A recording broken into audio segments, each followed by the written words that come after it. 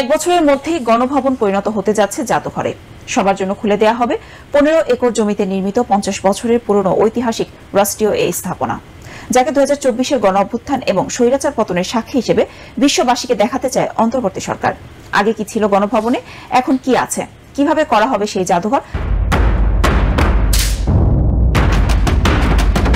ছাত্র শ্রমিক জনতার বিপ্লবের মূল লক্ষ্য ছিল গণভবন।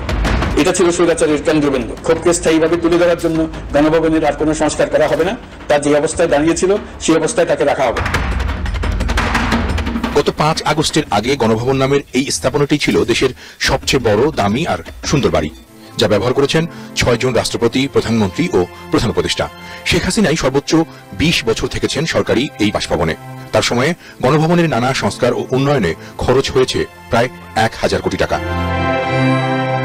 1996 সালে ক্ষমতায় গিয়ে মন্ত্রিসভার একদিনের সিদ্ধান্তে মাত্র 1 টাকার বিনিময়ে গণভবন নিজের নামে ইজারা নিয়েছিলেন শেখ হাসিনা, যদিও 2001 সালে তা বাতিল করে বিচারপতি লতিফুর রহমানের নেতৃত্বাধীন তত্ত্বাবধায়ক সরকার।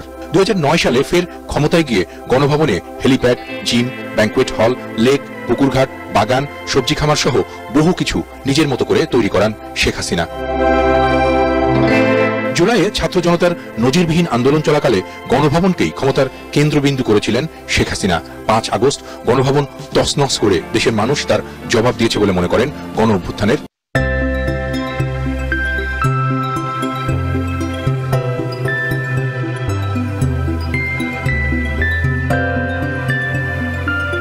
যে কোনো স্বৈরাচারী, ফ্যাসিস্ট, খুনি রাষ্ট্রনায়কদের আসলে কি পরিণত হয় এবং জনগণই যে আসল মালিকানার এবং ক্ষমতার মালিক, সেই বিষয়টিকে একটি নিদর্শন হিসেবে পুরো পৃথিবীর বুকে রাখার জন্যই আমরা এই গণভবনটিকে জুলাই গণ অভ্যুত্থানের স্মৃতি জাদুঘরে পরিণত করার সিদ্ধান্ত নিয়েছি সরকারের পক্ষ থেকে। গণভবনে প্রধানমন্ত্রী থাকার বিশেষ কামরা সহ 11টি সুইটের সবই এখন ভাঙাচোরা। দেয়ালের ইট সুরকি, পলেস্তরাও তুলে নিয়েছে বিক্ষুব্ধ মানুষ। দরজা, জানালা, খাট্যশোক, আসবাব, ফ্যানলাইট সবকিছুই ছিন্ন ভিন্ন।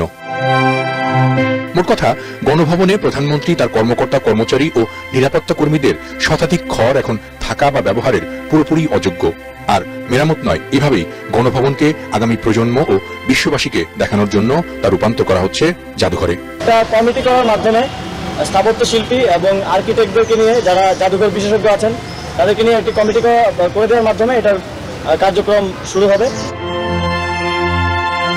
সবকিছু ঠিক থাকলে 2025-এর গণ অভ্যুত্থানের প্রথম বার্ষিকীতে আনুষ্ঠানিকভাবে উন্মুক্ত করা হতে পারে গণভবন জাদুঘর।